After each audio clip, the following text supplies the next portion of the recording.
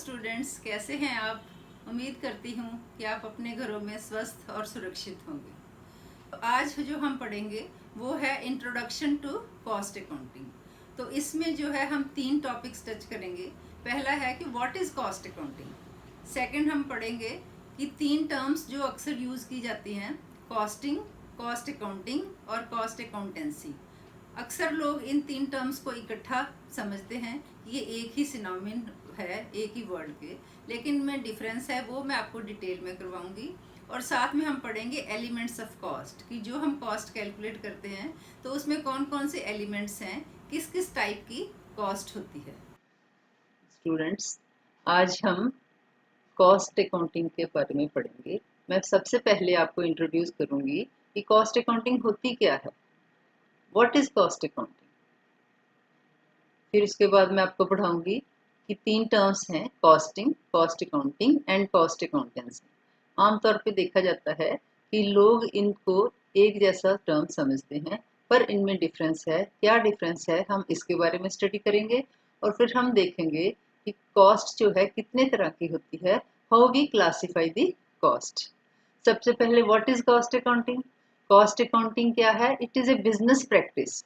एक business practice है जिसमें जो है हम अपनी कॉस्ट को रिकॉर्ड करते हैं, एग्जामिन करते हैं, समराइज करते हैं, स्टडी करते हैं, so that we can know that हमने किस प्रोसेस में कितनी कॉस्ट स्पेंड की है। अगर कोई हमने सर्विस रेंडर की है तो कितनी कॉस्ट रेंडर की है सर्विस, और प्रोडक्ट अगर प्रोड्यूस किया है तो उसकी कॉस्ट क्या है, या और कोई भी एक्टिविटी जो किसी ऑर्गेनाइजेशन में हो रही है तो उसमें हमारी कॉस्ट क्या आई है। इसलिए हम कहते हैं कि कॉस्ट अकाउंटिंग क्या है। Cost accounting is a business practice in which we record, examine, summarize and study the company's cost spent on any process, service, product or anything else in the organization. अब हम study करेंगे कि costing, cost accounting और cost accountancy में फर्क क्या है। आमतौर पर ये कंफ्यूजन रहता है कि शायद कॉस्टिंग, कॉस्ट अकाउंटिंग और कॉस्ट अकाउंटेंसी एक ही टर्म्स हैं, पर ऐसा नहीं है students. There is lot of difference between these 3 terms. Costing क्या है? अभी मैंने ऊपर आपको बताया था, costing is the process of determining cost. ये एक प्रोसेस है कि जो भी कॉस्ट हम इंकर कर रहे हैं किसी प्रोडक्ट पर, किसी सर्विस पर, किसी अपने प्रोसेस पर, तो क्या कॉस्ट हमारी आ रही है उसको हमने डिटरमिन कैसे करना है कि हमारी किस एलिमेंट पर कितनी कॉस्ट आई है। That is costing. दूसरा वर्ड है कॉस्ट अकाउंटिंग। कॉस्ट अकाउंटिंग जो है वो 2 टर्म से बना है, कॉस्ट और अकाउंटिंग। कॉस्ट क्या होती है? कॉस्ट वह है जो हम किसी चीज को प्राप्त करने के लिए सेक्रीफाइस करते हैं। Cost is the amount to be paid to obtain something, कि जब हमने किसी चीज को हासिल करना है उसके बदले में हमें क्या देना पड़ेगा, दैट इज कॉस्ट। और अकाउंटिंग क्या है? Accounting is the process of keeping record in a systematic manner. जो हमने कोई चीज प्राप्त करने के लिए पे किया है उसका अकाउंट रखना, उसका रिकॉर्ड करना, ताकि हमें पता चल सके कि जो चीज हम प्राप्त कर रहे हैं क्या हम उसके लिए ज्यादा तो नहीं पे कर रहे, जितना हम प्राप्त कर रहे हैं उससे ज्यादा तो नहीं हम पे कर रहे। उससे क्या होगा? उससे हम घाटे पर चले जाएंगे। इसीलिए अकाउंट्स रखना बहुत जरूरी है कि जो भी कॉस्ट हमने दी है, जो भी हमने कुछ प्राप्त करने के लिए दूसरे पर्सन को दिया है या दूसरी पार्टी को दिया है, किसी और कंपनी को दिया है, उसके बदले में जो हमने हासिल किया है, रॉ मटेरियल हासिल किया है, कोई सर्विसेज हायर की हैं, तो उसके बदले में जो हम पे कर रहे हैं कहीं वो ज्यादा तो नहीं, उसकी रिकॉर्ड करने के लिए, अकाउंट रखने के लिए हम अकाउंटिंग करते हैं। तो इसीलिए जो ये है कॉस्ट अकाउंटिंग, इसकी जो कॉस्ट का जब हम अकाउंटिंग करते हैं तो उसको हम कॉस्ट अकाउंटिंग करते हैं। अब थर्ड टर्म आता है कॉस्ट अकाउंटेंसी।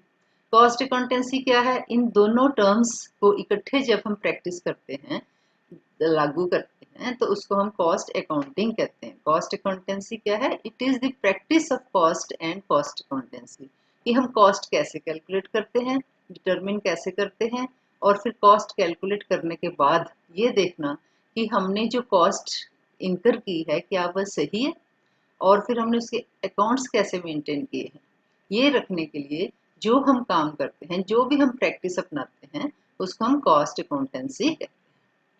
नेक्स्ट है कि क्लासिफिकेशन ऑफ कॉस्ट। कॉस्ट का तो आपको पता चल गया कि हम कॉस्ट इंकर करते हैं, प्रोडक्ट पर करते हैं, सर्विस पर करते हैं। पर अब बेसिस क्या है कि हमने कॉस्ट अपनी कॉस्ट को कैसे क्लासिफाई करनी है। कई क्राइटेरिया है जिसके हिसाब से हम कॉस्ट कैलकुलेट करते हैं। पहला है on the basis of element. अगर हमने एलिमेंट के हिसाब से, एलिमेंट क्या है कि जो कॉस्ट है वो हमने किस किस एरिया में स्पेंड की है। तो कॉस्ट जो है एलिमेंट के हिसाब से अगर देखा जाए तो मटेरियल, लेबर और ओवरहेड, कि हम मटेरियल जो रॉ मटेरियल खरीद रहे हैं उस पर हम कॉस्ट कैलकुलेट खर्चा करते हैं। जो हमने वेजेस और सैलरी दी है, जो वर्कर काम कर रहे हैं प्रोडक्ट प्रोड्यूस करने के लिए, उन पर खर्चा किया है। या ओवरहेड्स, ओवरहेड्स क्या है, जो खर्चे जो डायरेक्टली हम किसी प्रोडक्ट को एलोकेट नहीं कर सकते बट दे आर नेसेसरी। दूसरा है on the basis of object. Object के हिसाब से क्या है, ऑब्जेक्टिव के हिसाब से डायरेक्ट कॉस्ट और इनडायरेक्ट कॉस्ट। डायरेक्ट कॉस्ट वो कॉस्ट होती है जो हम डायरेक्टली किसी प्रोडक्ट को एलोकेट कर सकते हैं, और इनडायरेक्ट कॉस्ट वो कॉस्ट होती है जो किसी डायरेक्टली हम प्रोडक्ट को एलोकेट नहीं कर सकते, जैसे कि मैनेजर से सैलरी। क्योंकि जो मैनेजर है उसने सिर्फ एक प्रोडक्ट को मैनेज नहीं करना, उसने कई प्रोडक्ट्स को मैनेज करना है, तो उसकी जो कॉस्ट है वो इनडायरेक्ट कॉस्ट के रूप में मानी जाएगी। नेक्स्ट है on the basis of variability.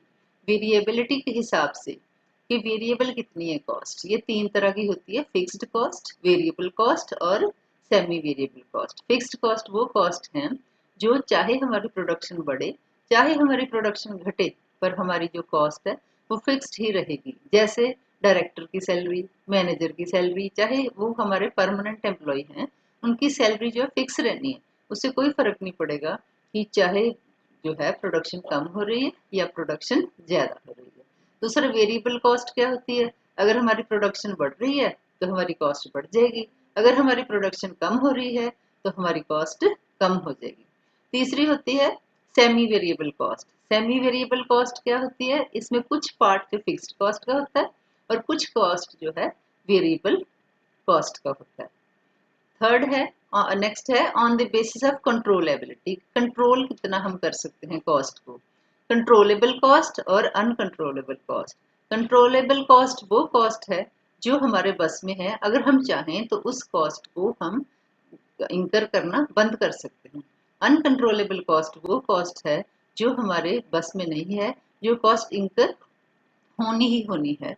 तो वो अपने एनवायरनमेंट के हिसाब से या रिक्वायरमेंट के हिसाब से, जैसे सपोज जो रॉ मटेरियल का कॉस्ट बढ़ जाती है तो हम तो रॉ मटेरियल खरीदना ही पड़ेगा, तो हमारे बस में नहीं है कि हम उसकी कॉस्ट को कम कर सकें। अगर मार्केट में रेट ज़्यादा है तो हमें रॉ मटेरियल ज़्यादा ही रेट पे लेना पड़ेगा, अगर सप्लाई कम है और हमें ज़रूरत है तो हमें खरीदना ही पड़ेगा।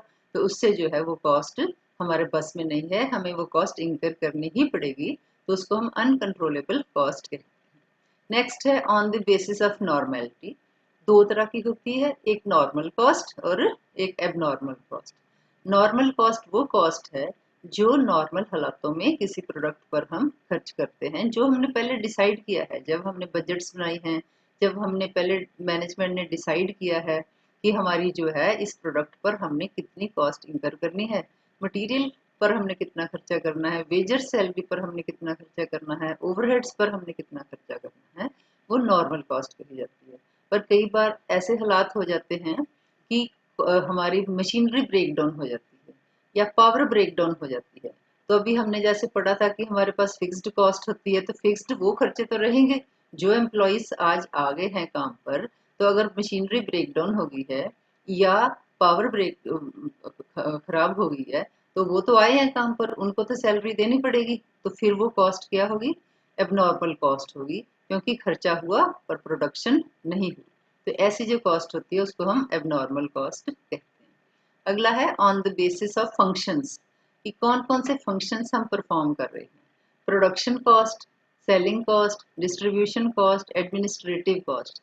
स्टूडेंट्स, आपको नाम से ही पता चल रहा है कि प्रोडक्शन कॉस्ट क्या होती है, कि जब हम किसी प्रोडक्ट को प्रोड्यूस करते हैं तो जो कॉस्ट आती है उसको प्रोडक्शन कॉस्ट कहा जाता है।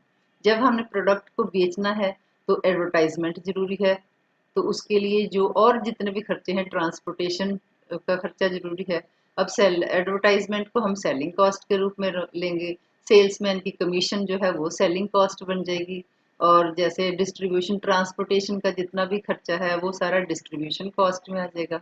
और एडमिनिस्ट्रेटिव कॉस्ट में क्या आ जाएगा, जितने भी एडमिनिस्ट्रेटिव स्टाफ जो हमारा प्रोडक्ट को प्रोडक्शन से लेकर यूजर एंड तक, कस्टमर तक पहुंचाने में जो मदद करता है, उसकी जैसे ऑफिस हम कह सकते हैं कि जो ऑफिस हमारा है, अकाउंट्स डिपार्टमेंट है, या और भी जितने भी हायर अथॉरिटीज हैं जिनको सैलरी हम दे रहे हैं और वो एडमिनिस्टर कर रहे हैं हमारी कॉस्ट को, तो एडमिनिस्ट्रेटिव कॉस्ट में आ गया।